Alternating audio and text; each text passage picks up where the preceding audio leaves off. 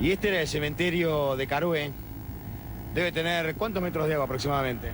Y hoy acá tenés unos 3 metros más o menos. 3 metros de agua, fíjense, totalmente cubierto. Aquí un hecho realmente patético, la gente tuvo que pagar a otras personas y abusos para que pudieran retirar los muertos de este lugar. Un poquito más adelante, al costado que da contra el fondo de la laguna, está el sector donde había unos nichos, que eran los nichos más modernos, que no soportaron la fuerza de las aguas y fueron cayendo, que ya no existen más. Muchas están rotas, como en este caso podemos ver esta tumba aquí, que la gente la rompía para poder sacar los cajones por encima, porque como estaba completamente lleno de agua las puertas, no nos quedaba otra alternativa que sacar a nuestros muertos por arriba. Era muy triste esos días que no había oleaje, venir aquí y pasar por al lado de los nichos cuando sentíamos un toc-toc, que eran los cajones que se movían adentro del nicho por el oleaje. Pegaban contra la puerta. Esto era, sí, esto te lo puedo asegurar que era terrible.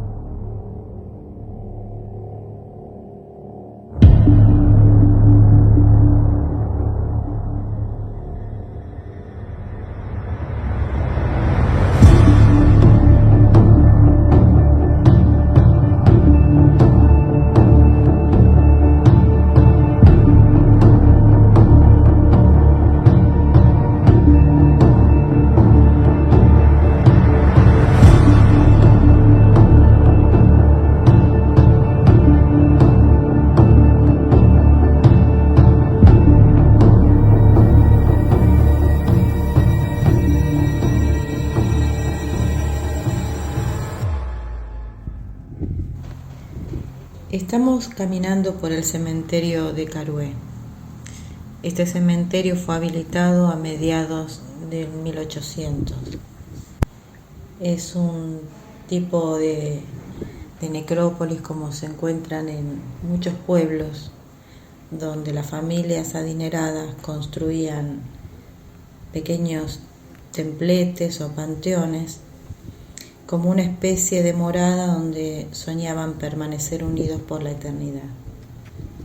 En este lugar el sueño se vio interrumpido. En 1985 las aguas saladas cubrieron la villa de Pecuén, transformando lo que era un lugar de alegría, de salud física y mental, en un cuadro desolador y dantesco. Si bien la inundación no causó directamente víctimas fatales, esta tragedia tuvo sus propios muertos. Cuando digo que tendría sus propios muertos, me refiero a quienes fallecieron tiempo después al no soportar todo, y los cuerpos que aparecían desde el fondo del lago donde se encontraba el cementerio y ya no descansaban en paz. Cuando las aguas comenzaron a crecer, los habitantes del lugar ya se imaginaban que no iba a respetar nada, que iba a arrasar con el cementerio y con todo lo que había en él. Por esto apareció un macabro negocio negro donde algunas personas se adentraban durante la noche, exhumaban los cuerpos y se lo entregaban a sus familiares. Miren lo que es la destrucción.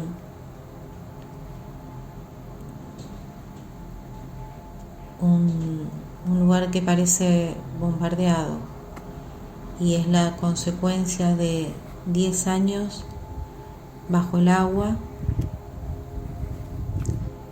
Podemos imaginar el dolor de las personas que perdieron sus casas, sus sueños, sus recuerdos, sus lugares de pertenencia, y hasta se quedaron sin la posibilidad de poder ir a un sitio donde descansaban los restos de sus deudos, donde deberían descansar en paz, donde se les podía traer una flor, pasar un momento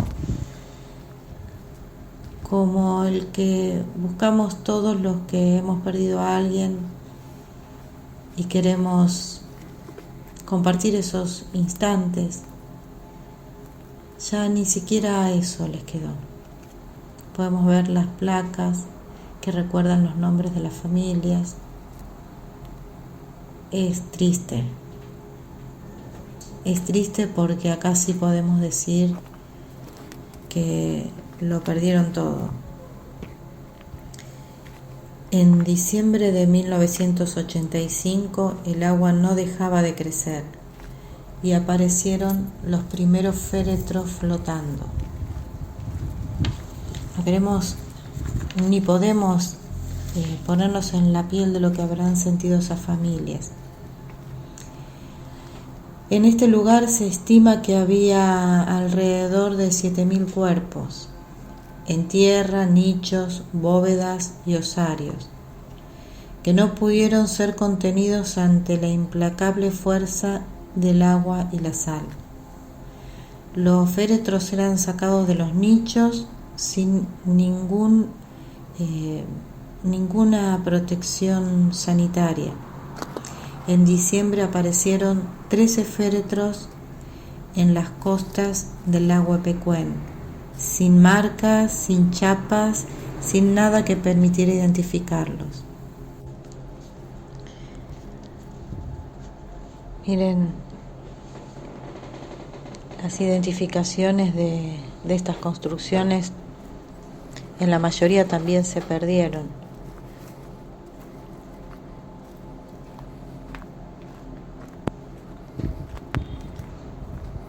Y ahí tenemos los nichos con sus techos derrumbados,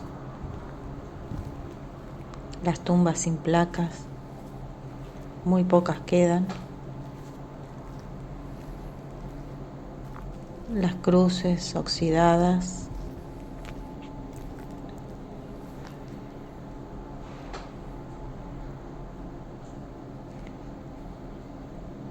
es un vacío profundo lo que se siente al estar acá, y en el fondo hasta los árboles muertos como testigos del tiempo.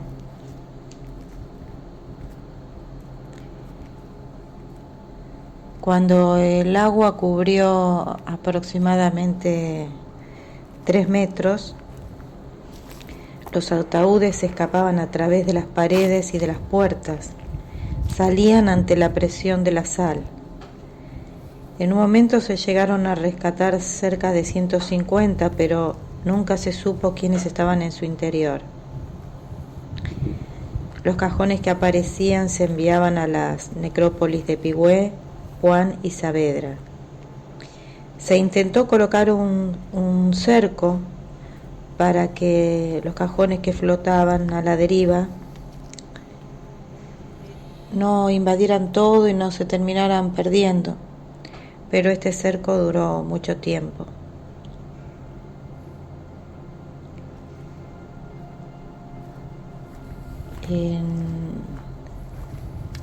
En algunas tumbas llegamos a ver algunas placas como esta, oxidadas, pero que se resistieron al olvido y quedaron ahí. Cuentan que un empleado municipal manejaba un bote que llegaba hasta los panteones, rompían los techos, rescataban los féretros y volvía con ellos en una embarcación. Los hacían desde la parte superior para tratar de rescatar esos que estaban en mejor estado y que no habían sufrido tanto el deterioro por el agua, que medianamente se encontraban firmes, porque los que estaban más abajo se ablandaban, se rompían y, y bueno, no se podía rescatar. Los cuerpos salían y se perdían, lamentablemente. Cuando el empleado municipal hacía este viaje hacia los panteones, por la radio se avisaban a los familiares qué zona se iba a visitar, para quienes tenían a alguien en ese lugar, luego se acercaran y trataban de ver si reconocían alguno de los restos. Dicen que era muy triste ver cómo se agolpaba la gente cada vez que llegaba algo traído de la inundación para tratar de identificar, pero se tornaba imposible. Ante la desesperación de los pobladores, se contrató a una empresa que trajo 6 buzos. Dicen que estos buzos recorrían la profundidad del cementerio y llegaban a extraer aproximadamente 60 féretros diarios, que eran llevados al nuevo cementerio. Acá tenemos una que dice: José Goni, fallecido 2 de septiembre de 1885. Su esposa le dedica este triste recuerdo. E Isolina Garat, fallecida 12 de marzo de 1890. Acá vemos el interior de otras bóvedas.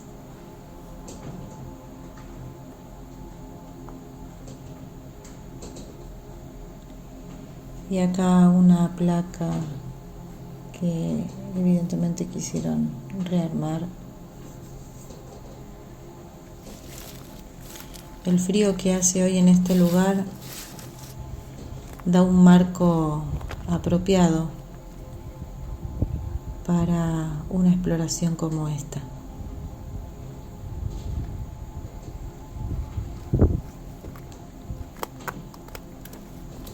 Una hermosa imagen de la Virgen y la cruz.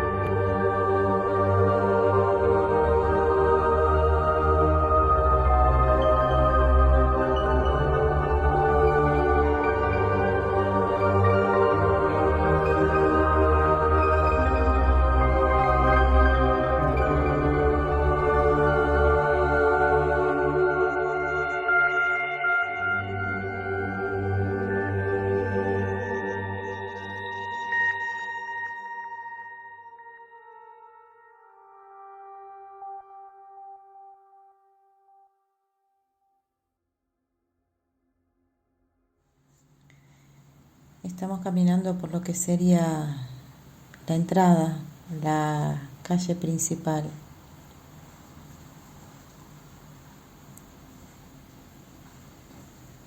Cada rincón, cada metro que caminamos es todo destrucción.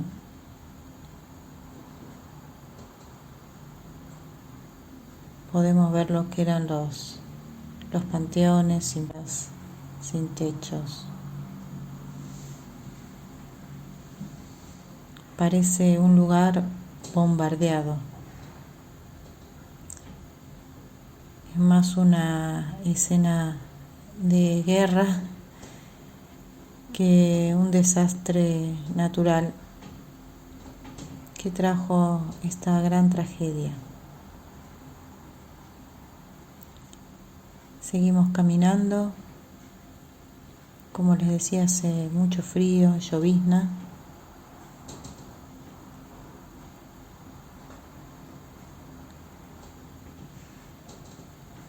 Los árboles y las paredes caídas.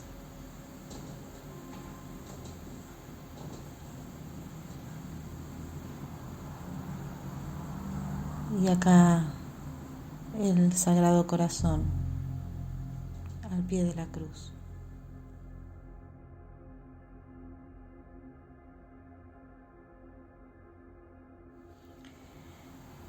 La villa llegó a estar cubierta por 20 metros de agua. Sí, es una tragedia natural. Tuvo como cómplice necesario a malas administraciones, ya que toda esta tragedia pudo haber sido evitada.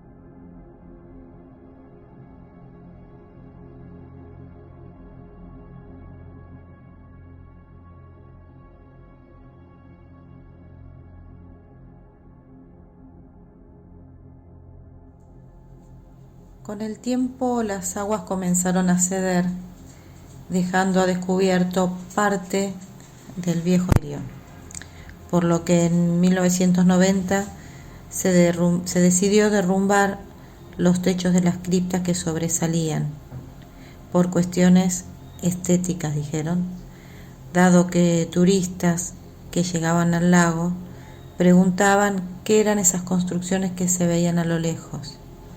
Se pensó que el que las personas se bañaran en un lago donde se veían los restos del cementerio afectaría mucho el turismo y le daría una imagen negativa, por lo que se prefería ocultar todo, dejar de hablar de lo ocurrido. Pero para la gente del lugar está grabado en su memoria los cajones flotando, la destrucción de las bóvedas y la pérdida definitiva de sus seres queridos. Actualmente no lo consideran ellos mismos ni lo promocionan como un centro turístico. Para el caruense es una triste página de su historia. Fue prácticamente imposible reconocer la identidad de los restos que aparecían, por lo que muchos habitantes del lugar no lograron recuperar los cuerpos ni saber dónde estaban, por lo que tomaron la decisión de dejar flores y cruces de madera en el pie del Cristo creado por Salamone, Cristo que llegó a tener el agua cubriendo su propio pecho. Nuestro respeto hacia las familias, hacia los deudos, hacia quienes yacían en paz en este lugar.